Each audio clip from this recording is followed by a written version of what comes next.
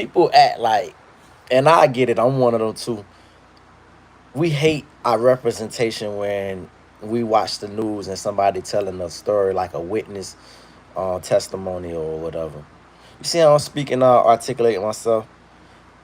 It's easy from the comfort of my living room, talking to a phone. Talk now. I can talk in public, like I've been on stage amongst my people, so I'm comfortable, right? It's like hundreds of people in the crowd.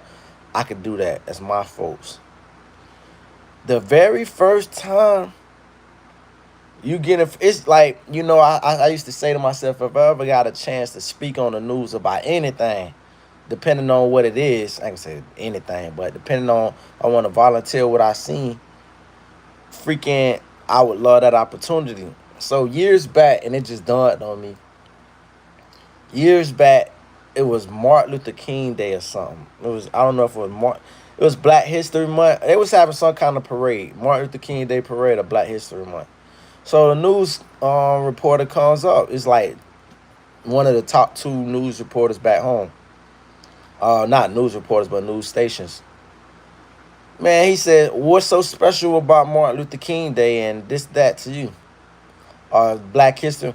I said, "Well, Martin Luther King, he was a good man, and he fought for us and our freedom, and I'm talking about, mind you, even to say this little simplistic stuff about Martin Luther King, rather than to say what acts congressional bills that he got passed. I wasn't The word congressional wasn't nowhere near fucking sight. Like, no big word or extravagant vocabulary was to be found. It was me stumbling, mumbling, trying to put a cognitive sentence together. And I was like, what the hell? It was like an out of body experience. I couldn't believe. I said, bro, I done waited my whole life to change the stereotype. And here I am stumbling and mumbling. Bro, so I say that to say, I don't think the depiction that eyewitness accounts on the news is accurate of that person in itself. Not until we can see that person speak again. Now, some people, you could probably make a assumption. Yeah, this is how that person is. But camera fright is real, and everybody suffers through it. I watch newscasters or anchors, whatever you want to call them. I watched them stumble through it. I was watching this news station a couple weeks back. I don't watch it too much, but I do like how they employ a lot of black people. A couple news stations around here do that, some don't. But this is a station I don't really watch too much. And it's this black guy on that station. He does a phenomenal job. Phenomenal, just excellent job. Reading the teleprompt and, you know, explaining his point, getting to it without stumbling over his words. It's this girl. She been on there for a hot minute. Super cool. Very soft voice. Voice of an angel. Very soft spoken. But she just, I guess her voice matches her personality, which is kind of like shaky. Cause like she, it's like, speak up, speak clearly, speak with confidence. So I'm trying to tell you, bro, that's not as easy as people would make it or have it seem, that you could just get up and get in front of a camera and just go to speaking. That's the first thing, you know. All right, so having said that, next course of subject or course of business, um, the Stephen A. backlash. I'll touch on that very slightly. I don't think that's backlash. I think that's manufactured backlash. I think that he's been catching so much smoke. When you look at particularly the way Boston handled Jaylen Brown, shout out to my video being suppressed, bro. Like, I wish I would have dropped that video 2 days later when YouTube took the dislike button, because ain't no way in hell the ratio should have stopped at 14. So I had a video stop at 1,400 views, 100 likes. Now, mind you, before it even got to 1,400 views, before they did that, and when it was around 1,100 views, I was down there at 100 likes. So we talking about 10 likes per 100 views, which is great. It's actually, believe it or not, that's great. When you see these videos that be around 20,000 likes and stuff, that video don't touch the 1,000,000 views already. 1,000,000. So it's like, and then I think about it, bro, like, YouTube ain't been doing me no justice when I really think about it, because it's like, what am I getting hyped by 1,000 or 5,000 views or 10,000 views, bro? This is a country of 300 million people. I'm not even talking about the entire world that has access to YouTube in their countries and stuff. So for a thought, bro, that's not even a drop in the bucket. The disrespect is so real. I think the part where they gonna find out is the elites, the oligarchs. They will find out it's too many people in this world. Like, that's why they coming up. That's why I really do believe, and I'm gonna transition this conversation off of Stephen A. I know I was about to get into that, and I kind of spoke on it. I said it's manufactured because, oh, let me finish my point real quick now. It's manufactured for him to look like he stood up for the black folks, and he said the obvious, bro. It's white guys saying it. They just not showing you the videos of the white guy. White guys know, man, these motherfuckers don't have a chance in snow. I don't want to say hell because it's snowing in LA. I guess you can say hell because it's snowing in LA, the hell ice. So these guys don't have a chance in HAIL at a championship. Entertaining, yes. We can probably see a version of like of the Spurs, like I be often saying I want to see, which is some technical basketball, depending on the ball moving and passing the ball fluid, rather than just trying to out dribble somebody or get around somebody, but actually being on chemistry and running off ball screens and stuff like that, and getting to your spot. Okay, I get it. I can see that working and being effective. Can I see it winning the championship? Hell no. Because when teams is sound, defensively sound, and they on your ass, it goes back down. Who could put this ball on the floor and get a bucket? That's what it comes down to. And I don't see nobody on that. Other than Colin Sexton, that was a hell of a pickup. I didn't see that. That was quiet as kept. I heard of this Quentin Grimes kid before, but I never watched this game. Um, but that's good. I heard of him before. Like I said, Colin Sexton, he could do his thing.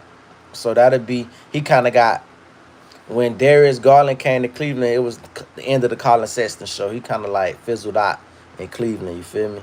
So we'll see how that actually plays. I like I said, I like the fact they do got a guy that can orchestrate a little bit, because you can't depend on Austin Reeves having the ball in his hands creating. Scoring, yeah, but having the ball in his hands creating, nah. Luca can do that, but you're not gonna have him bring up the ball every time. So Colin Sexton fits that perfect. Think we need one more speed guard like that, and that will fare well with us. But I say all that to say, the criticism Stephen A. gave to that is warranted, because it's like that's what everybody's saying. It's not no, oh, Stephen A. done said so much diminishing things about black people. So it's like for them to all of a sudden have this fake outrage. Oh, you saying it's about Stephen A. would have to say 100 things about white folks before he can even try to get himself into an equal playing field to say, well, I say this about both. Because he's leans way more black man and strong man. Most definitely appreciate that. I appreciate the acknowledgement of that. But also I want to say this though, black man and strong man, but I'm definitely still working on myself in the sense of, like the other night, I went off during 4th of July, which I wasn't wrong for. I was talking about how this country was built on our back. Let's make sure we remember that while we celebrating. And when you doing that, that's not a problem, but it's just a way of doing it. Because I never want to come off like, that's why I never had a successful relationship with a white woman. And you witness all the white black men that's been able to be with white women for a long time and have kids, and kids come be grown and NBA players. I'm never been able to have a long relationship with a white girl because I'm too black. I don't I'm unapologetically black, if you get what I'm saying. Most black guys, they know how to tone that shit down. Like for instance, recently, a couple months back, me and this white girl chatting. We chatting every day, long ass conversations. But then it came out one day. It just came out. We're talking, and she talk about some food and shit. And I told her I don't like dark meat. I don't like legs and thighs. I like wings and breasts.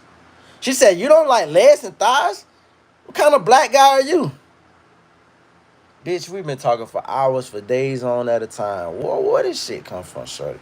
Okay, since we getting in, I guess the gloves start to come off because that's couples. That's not even a black and white thing. You start to learn somebody. Appreciate that. Happy Sunday, brother. Most definitely happy Sunday. Beautiful Sunday. Y'all get outside today. It's a beautiful day, hopefully, in your neighborhood. Love you. Somebody else said hi. Love you back. Most definitely.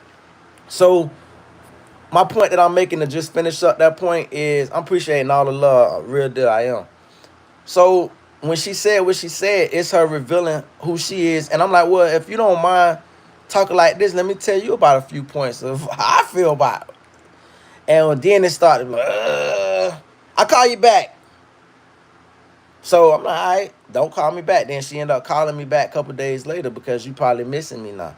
But I say all that to say most white women wouldn't be able to deal. Like, for instance, a Kim Kardashian could not deal with a me. She could deal with a Kanye because Kanye is like lost identity. But she wouldn't be able to deal with no, like, you all that tanning shit. Okay, that's tanning shit is good. But bitch, your ass finna really get on the calls with me. You finna learn your C word finna be your new favorite word.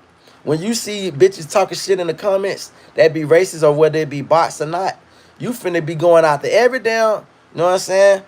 So that's what I mean. And then I'm gonna tell you another part of that. We're gonna get off the race part, but I think a lot of people just misguided through social media. I give you what I mean by that. And they bring it into their real world. So recently this guy, I was gonna get a patio enclosure, right? I was gonna close it in my porch. I'm still gonna do that. And so I had this guy come, a salesman, very nice guy. I felt bad for him. You know, his wife left him. It was a relatable story, bitch. My baby mama left me, bitch. But his daughter grown, and mine's is not grown.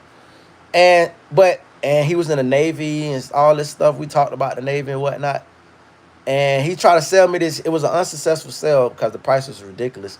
But the point that I'm making is he had to use the bathroom at some point. So I'm like, ugh. I down there want to say, fam, go in the backyard. I don't bring people in my house like that. I just never been that kind of person. But showing being hospitable, I say, yeah, you can come in the crib. But I watched him say little sly shit before this. Like he was speaking on like my neighbor, how he was like, I don't know if they're in the game. They got white and red and stuff. What is the bro? It's an 80-year-old lady live there. What do you mean you don't know if they're in the game, bro? But I didn't say nothing. I just whatever. So then when he had to use my bathroom, I say, bro, listen, I noticed you said something about red. When you go in my bathroom, my whole bathroom is red. My toilet red, my walls red, my toilet red, my sink red. And so he was like, oh no, it's cool. So he went in there. This they said, okay, I like what you got going on. He try to walk like he got a little pizzazz or whatever. And when I told him about something I was able to fix or do, he's like, I see you homied it up. Homied it up. That mean nigga rig. That's his way of saying nigga rig. You homied it up. I was like, bro, even if this shit was affordable, but I could see the good guy in him. You feel me? Like I ain't making no. I'm never gonna be a empathizer or apologist for racist white men. Hell no. But I can tell you about a misled person. I give you another example. There's a channel, and I'll never mention other channels like that when I'm on my channel. But there's this kid named Purge Viral, right? Anybody ever follow my history, you will see like I watch some things that you wouldn't expect myself to watch. So there's this kid, he takes a bunch of, he's a Nick Fuentes clipper. And he clips Nick Fuentes. So Nick Fuentes have said some great things I can relate to. But what I can never get over is what Nick Fuentes represents. And I'm not talking about white supremacy.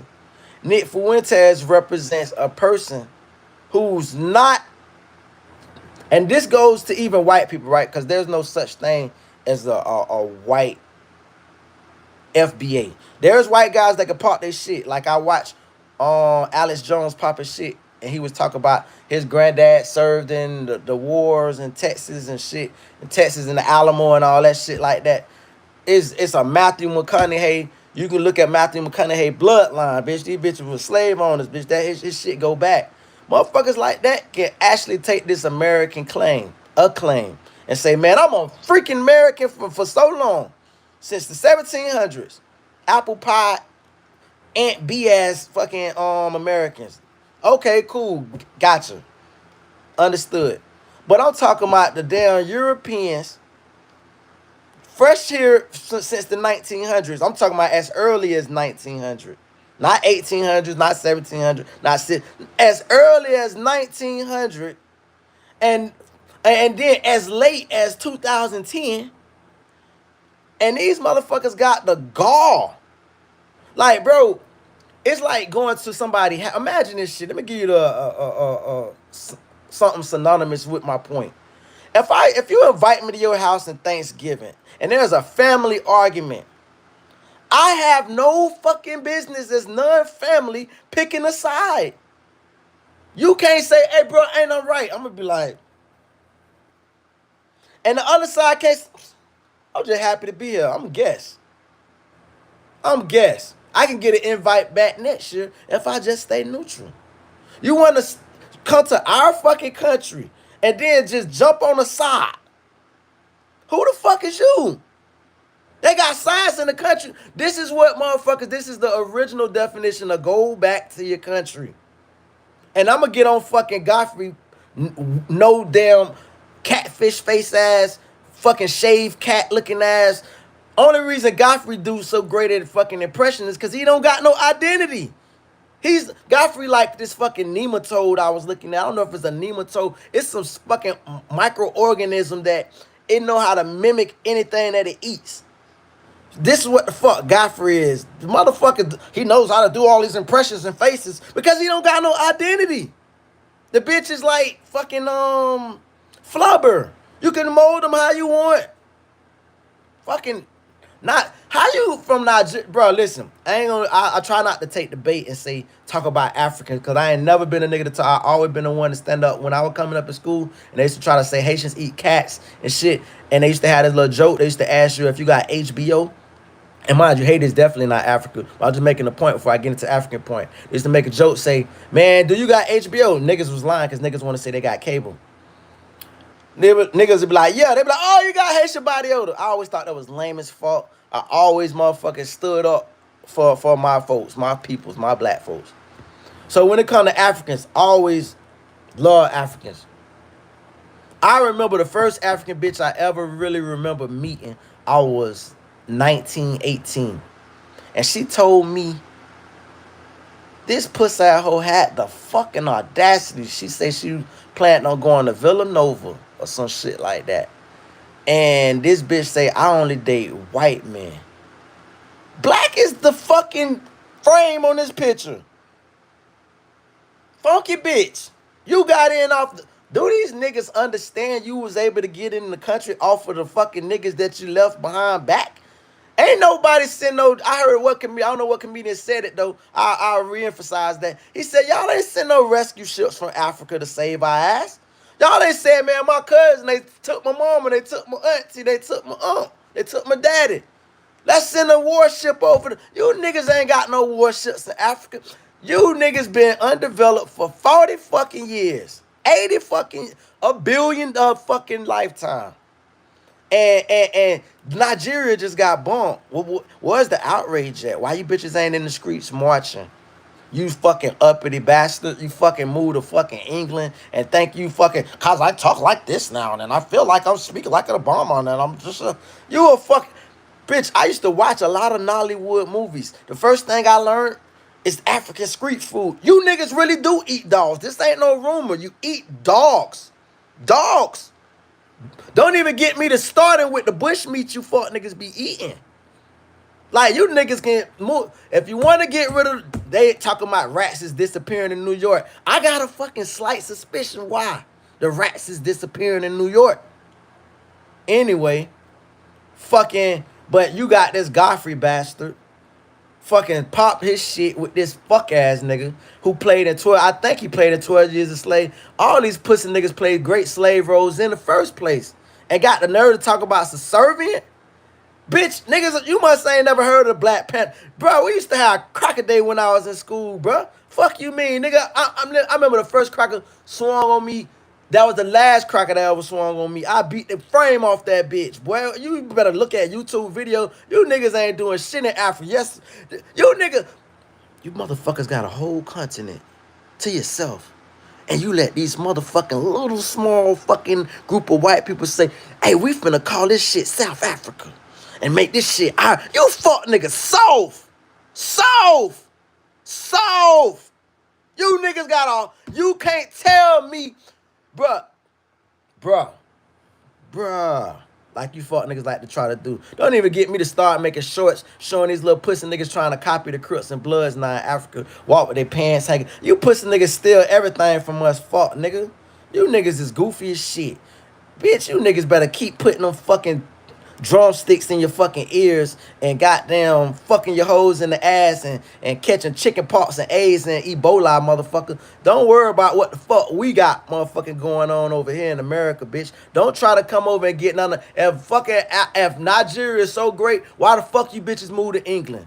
Why the fuck you motherfuckers move to America? Stay your puss ass over there. Because let me tell you what my biggest threat, a fear of going to Africa. It's always been my biggest fear. I'm going to get stuck in Africa. Stuck. I don't want to be stuck. Visit, yes. Awesome. Hey, the motherland. Nah, motherland. Fuck that motherland shit, bitch. I'm in my native fucking land, nigga. Native land, nigga. Crack can't convince me they brought me over on ship. Did they bring niggas on ship? Yeah. Was they told, and I wrote I remixed Nat Turner. I got that somewhere on one of my old phones. I redid the whole movie of Nat Turner. I redid the whole story. And my story is so raw. And my story starts off with the Ivory Coast. And they had this thing with in South Carolina, somewhere in Charleston. They was like, stop bringing niggas from the Ivory Coast. Bring these niggas from Kenya. Bring them from Nigeria. Bring them from, why you think so many fucking so-called, because there's native blacks and then there's blacks that was through the transatlantic slave trade. Why you think they got so many Nigerian bloodlines? Because them are some subservient faggot boys. Fuck niggas. And they say don't bring no Ivory Coast niggas over here. These niggas keep rebelling. Something about these Ivory Coast niggas keep fucking fighting. So if I would have been a nigga, a transplant from way back 1600, 1700, I came from that fucking bloodline. That bitch, you got me fucked up. You gotta kill me 1,000 times before I be a slave in a second, nigga. Slave in an hour. Bitch, you can't, nothing. Never had that trusty mindset, go to jail and want to work all motherfucking day, but wouldn't work in the streets. You got me fucked up. So, whole point is, dog, anyway, let me read some of these comments real quick. Pardon me, I had to go on the street real quick. But I did a Nat Turner book, and it was very, I showed the real hostility of it, of, first of all, the genius of Nat Turner, why he my idol, but also the real hostility that the other guy who did Birth of a Nation, the black man, who got fucking blackballed after Birth of a Nation, you don't even hear his name mentioned no more, when he was in setting to be the next Michael, what they call it, Michael B. Jordan. That man took his own Hollywood money, his own Hollywood career, his own reputation, and put it in that Birth of a Nation. I ain't talking about the white guy Birth of a Nation. I'm talking about the black guy Birth of a Nation. And that was the greatest movie I had ever seen. Anyway, let me read some of these things. Shit, I feel you. My mom from Scotland, my nana from Italy, and just cause I'm white, someone be like, he American when I'm second and third. You did what I'm saying, bro. And that be the slap in us black folks' face, what make us speak the way we speak. When we try not to speak like this, we can't help it because we see a fucking, let me bring up this kid though. Thank you for saying that, because let me bring up this kid. There's a channel called Purge Viral, right?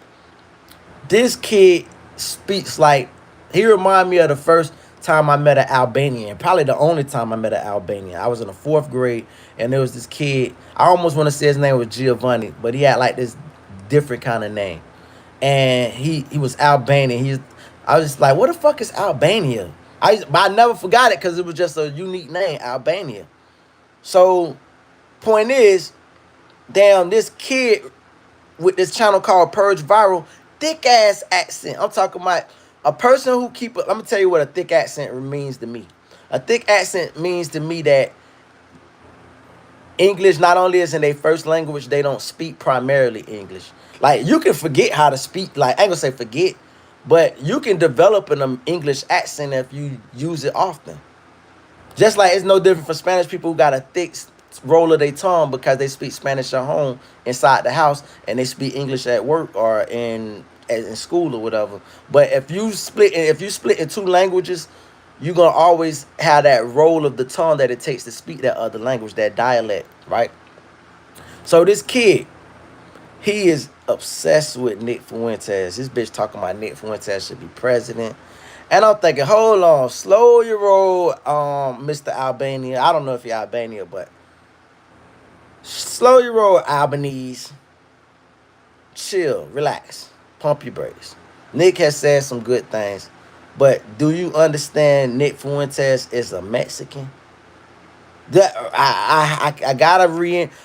I love the racist kind of white guys, like the white guys that called that they called that what's that black guy name? He supposed to be Haitian. I don't know his name, but he supposed to be Haitian. Spidey's.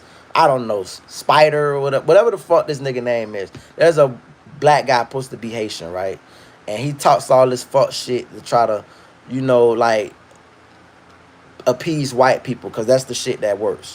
White people like for you to stroke them like a little cat and rub their furs and let them. They want to purl in your lap while you stroke them and say, "You're not racist. You don't support racism. Racism no longer exists." I don't know why these black guys are so mean and so vile and so violent.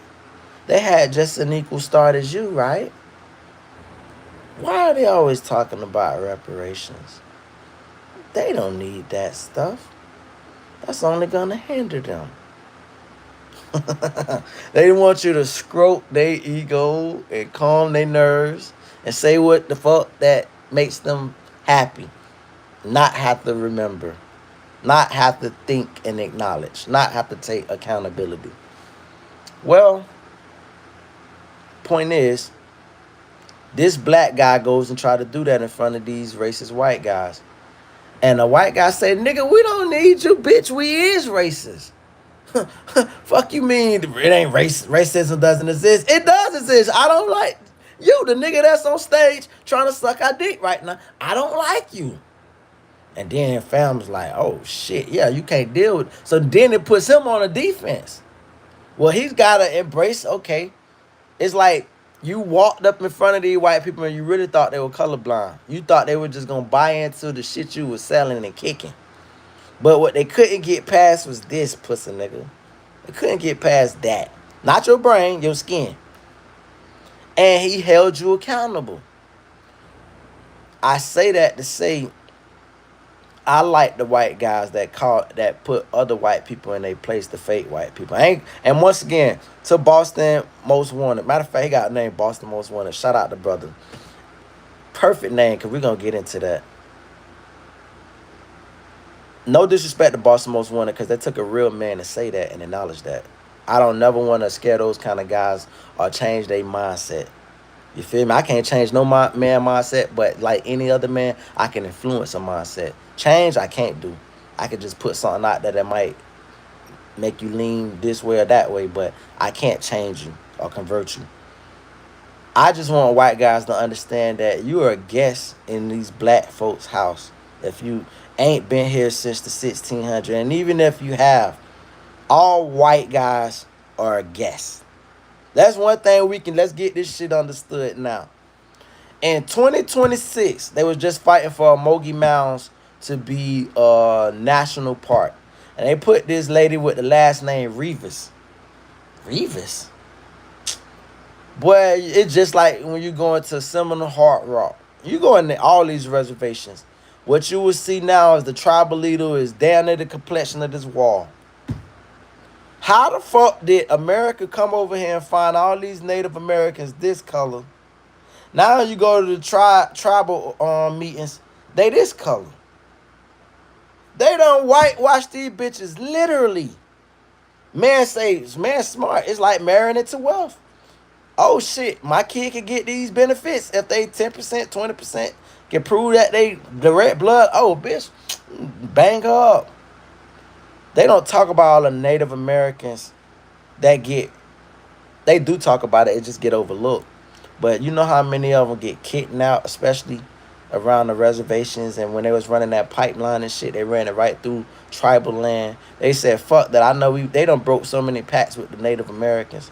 I always used to tell it, you come into a person's house and then you restrict them to their bathroom. You say, listen, I got the rest of this house. You stay in the bathroom. You can do whatever the fuck you want in the bathroom. But I got the whole house. I got the freedom to walk outside, come back in this bitch. But you better stay your ass in that bathroom. I never see you walk through this living room, kitchen, fucking bedrooms.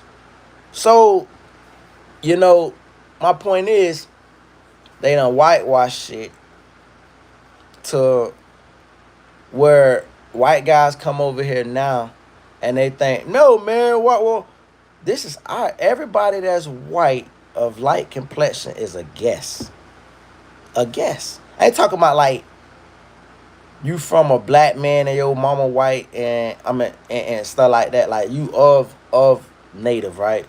Which is native black man. But what I'm talking about is if you originally just white and you come over this bitch, I don't give a damn if your family go back. I'm going back even further now. Hatfields and McCoys. Your people can go back then. And even still, you're a guest. A guest. A overextended guest. You like, a lot of people don't know. Don't you know? I didn't learn this until I worked at the hotel. You know, a person can stay at the hotel for like a week. They can just keep they renting their room and renting their room, and then it becomes a point where it's checkout one day, right? And let's say they stayed there for 10 days. They don't want to get out. You say, hey man, listen, you ain't paid us today. You gotta go. They say, I live here. I get mail here. You gotta evict me. It's people like that. You won't see it on the news a lot. You see squatters and shit, but you don't know people squat at a hotel. They do it at Airbnbs too. But they will literally just come in and overextend their stay. So we got all these folks coming this bitch off the backs of our work. You got this, like, once again, going back to this Nigerian, I didn't want this conversation to go here, but it did. This fucking Nigerian plays Martin Luther King. He plays a primary figure of why these Africans can come here. And then and what's crazy is, I'm tired of talking about that fuck nigga. Like, that's the type of nigga that you don't even try to debate with. Most people, I'm willing to go verbatim with. That's the type of nigga you say, bro, I beat you up. Don't you? I beat you up. Like Africans can't fight, nigga. I beat you up. Our speed was over there fucking slapping the shit out them niggas. I will beat you up, you spear tech carrying ass nigga. Bitch, you Africans ain't. Only fucking African that ever can fight was Francis Ogunhu or whatever the fuck his name is. And a couple of them NFL niggas made it to the, and I doubt they could fight. But motherfucking Francis Ngannou, whatever the fuck. Outside of that, you Africans on average cannot fight. You bitches will get beat up by an average black American. And you know it. Nigga, like you know it. Nigga, first of all, we ain't leaving this shit. This our shit. But if they just brought all you motherfuckers, and you know how you mix ants, pals, and the bitches war with each other and shit. If they brought a bunch of you motherfuckers to the, we will beat you up. Any hood in America will beat you up. Your greatest fighters will, your greatest warriors will beat you up. And I don't even like to talk like this. But bitch, I had to say it because that nigga got under my skin talking about, bro, you not English. Puss ass nigga, you an African living in England, fuck nigga. That's what you is, dumbass shit. You still a fucking bushmeat, raccoon, possum eating ass nigga. Fuck you mean, little buddy. Anyway, they sold and traded y'all. Nobody took shit. Puss ass cracker. I'm glad I got to see that comment. Who sold and traded me? Fuck, nigga. I'm from America, dumbass bitch. We been here, you funky bitch. If nobody took shit, how the fuck you motherfuckers got here and there was people here? Dumbass, fuck ass cracker. Where your people from? Because, matter of fact, if nobody took shit, why is your story somewhere in Europe? Italy last time I checked, Europe. Ireland last time I checked, Europe. The whole UK, Europe. And you motherfuckers struggling to this day. Like, they made, see, we've been tricked even in America. We thought that Europeans was just living this fancy life where the euro is equal to the dollar. Trump, that's what first gave the appeal to Trump. We're not going to make this about Trump. I'm not going to give him too much flowers because he don't deserve none. But I will give one big flower to Trump.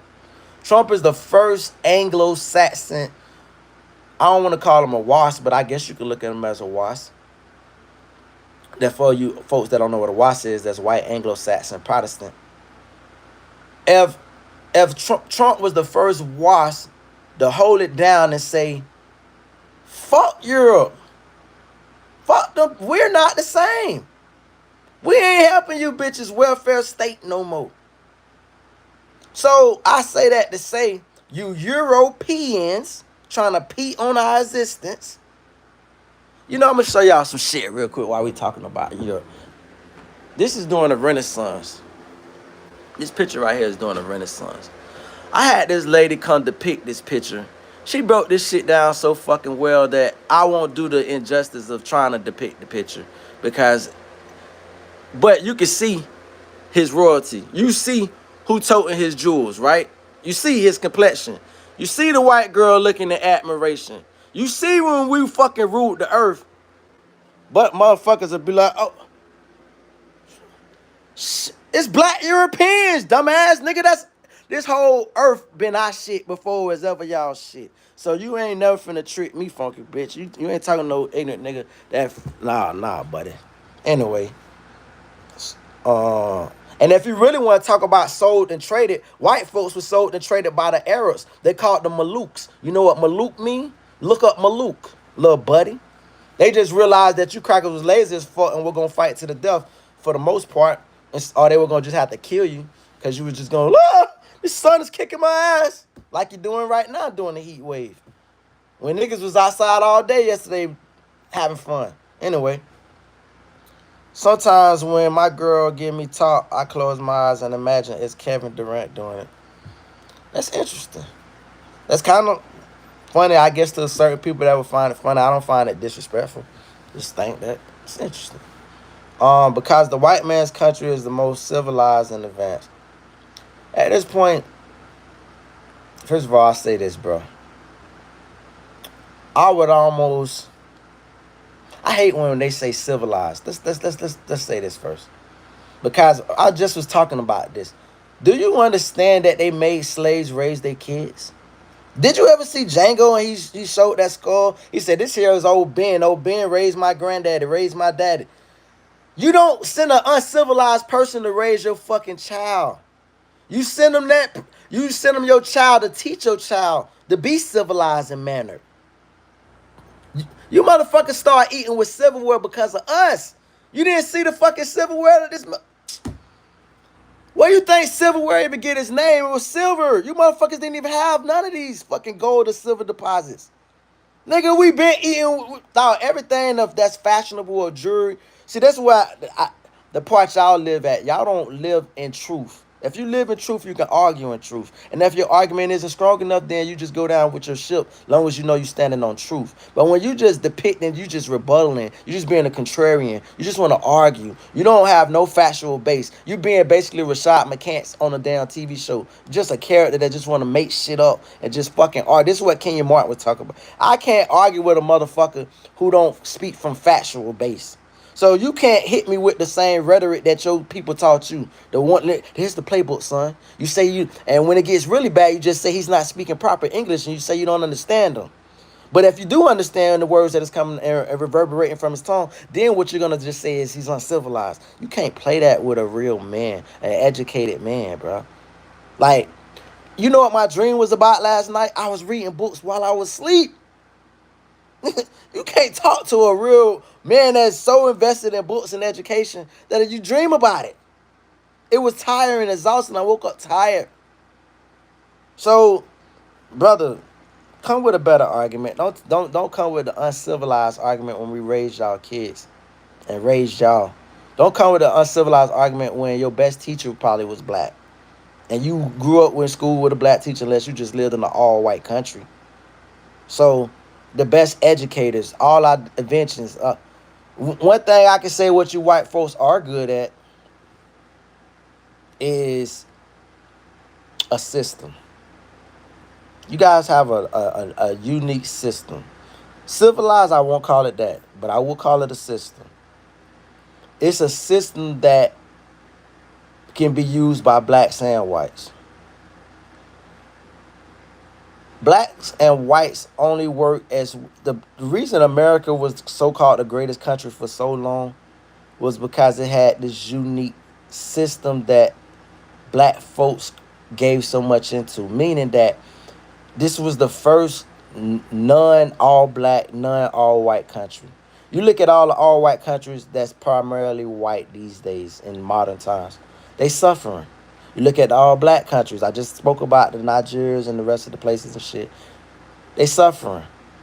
You look at America, America for the most part was doing great because of this mixture of these white folks who got a system, but these black folks who can enhance everything.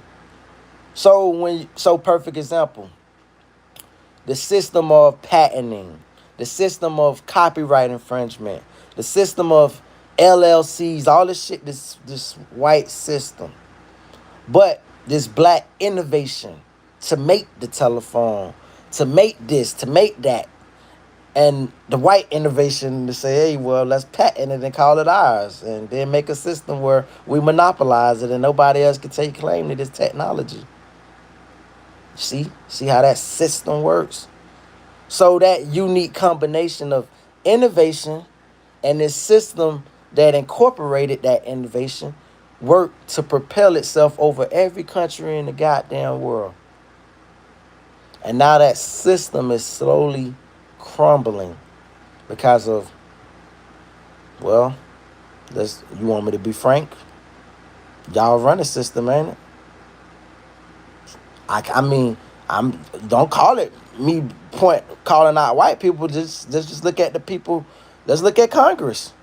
And I know they're politicians. I mean, puppets.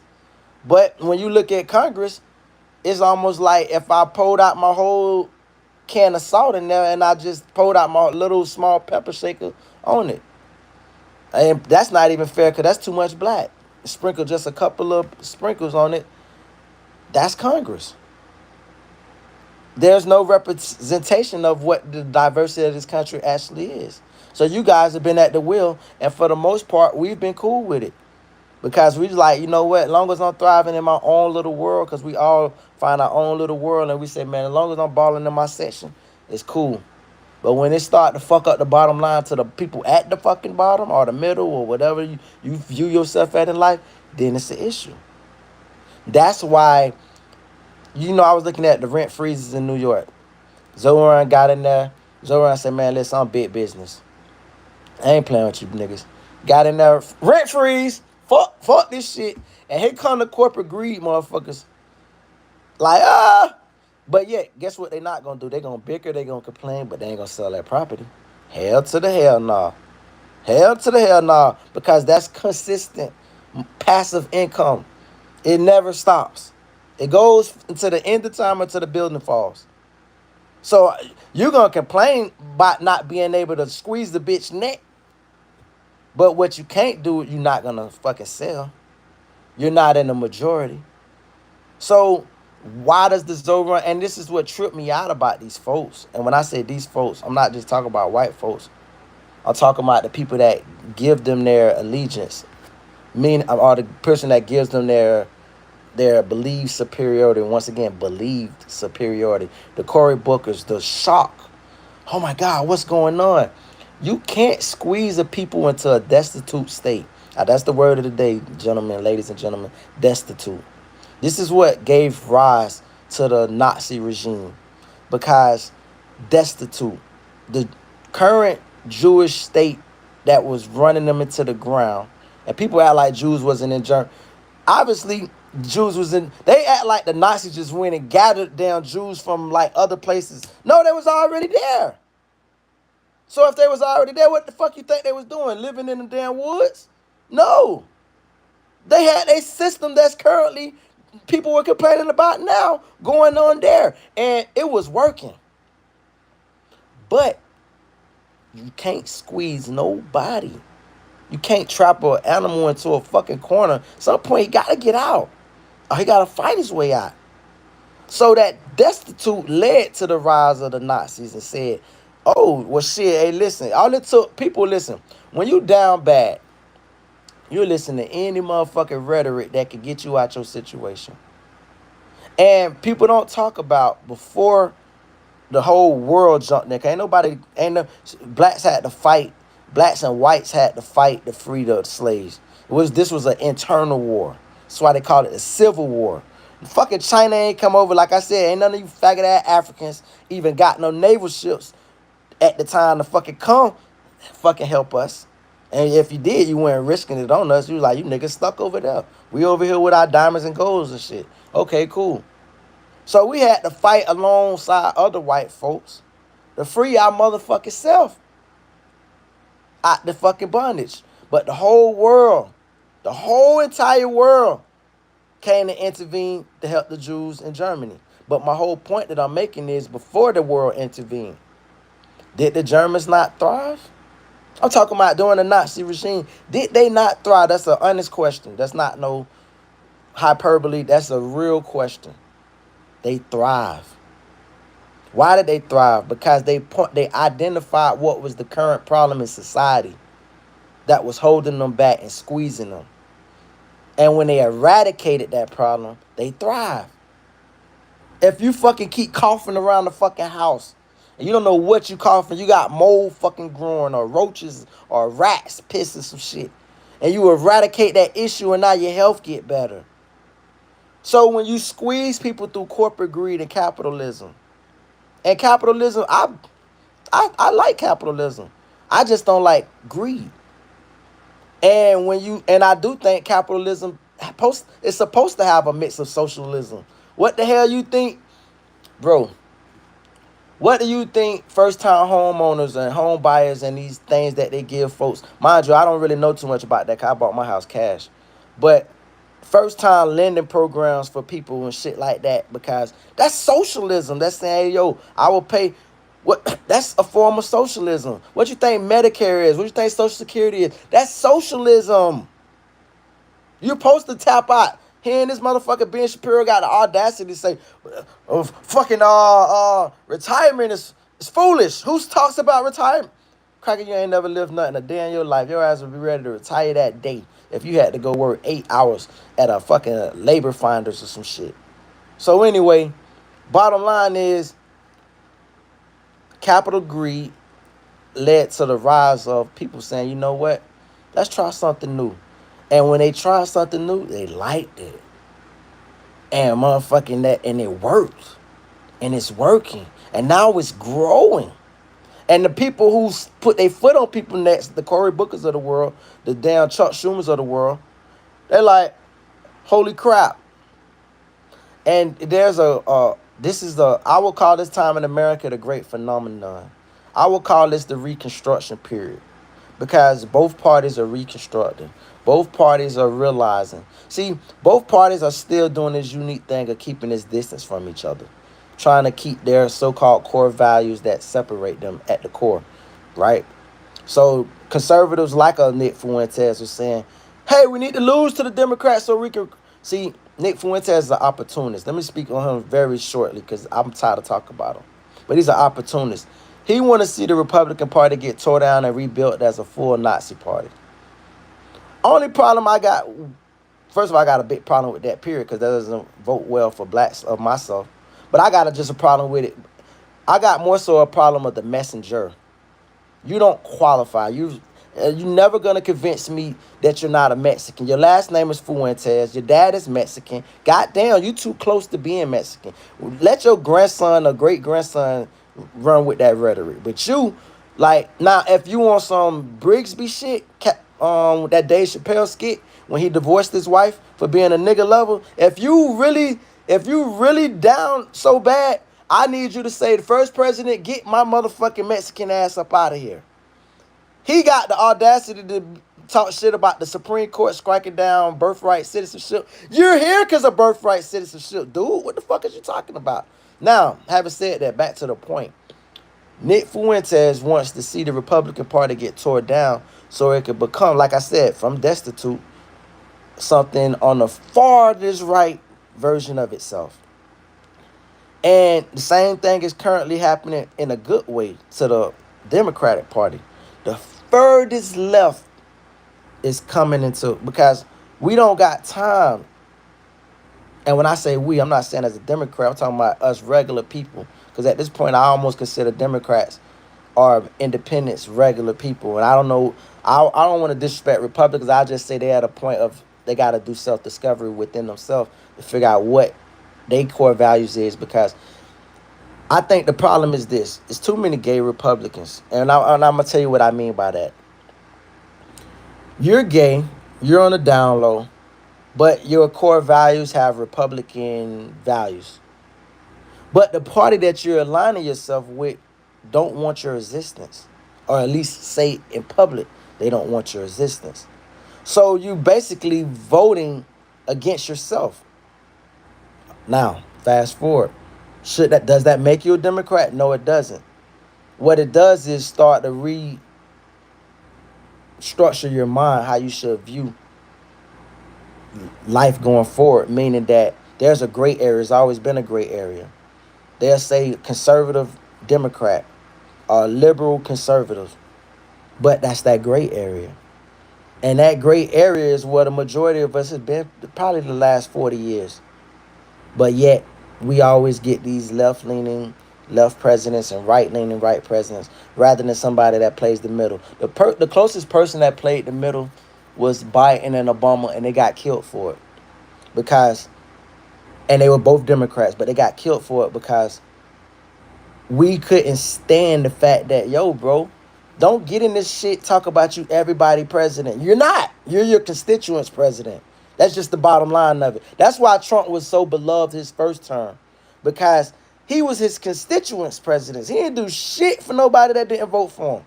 Everybody that voted for him, he got the message loud and clear. Executive ordered that shit. That's why they turned on him now, because he became a regular president. He said, you know what, fuck that.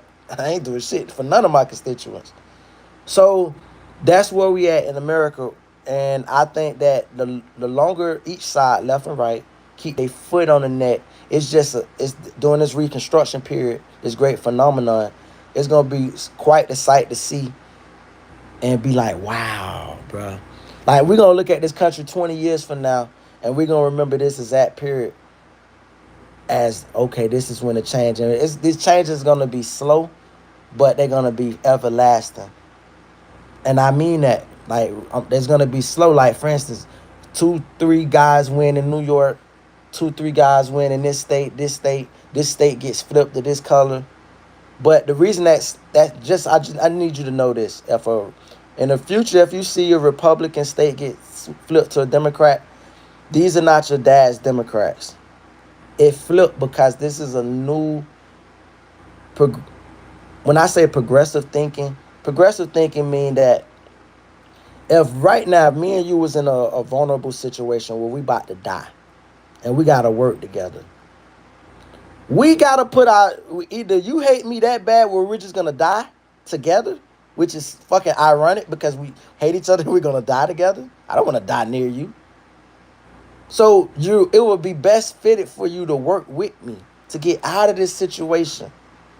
Then we can reset our beef if it's that important.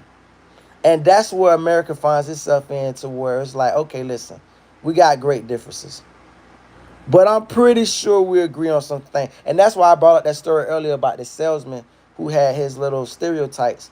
Because as we were speaking, I could see I felt bad for him. I might have said a prayer for him, because I'm like, I hope that man don't go home and kill himself. But he's going through this transitional period in his life. And sometimes people, you got a difference between each other, but you find common ground. Our common ground was I'm a single dad. He raised this child as a single dad. We both girls' dads. So we was able to find some continuity with that and go with that. So that's all I'm saying. This great change and reconstruction in this country is going to be quite the phenomenon and amazing thing to see as people find what commonality. You know something, all them different people with different backgrounds and got in New York, bitch, I can't pay the rent. And that's why Zoe and Ron, it's starting to thunder and lightning. That means it's time to get out this phone. Hey, y'all.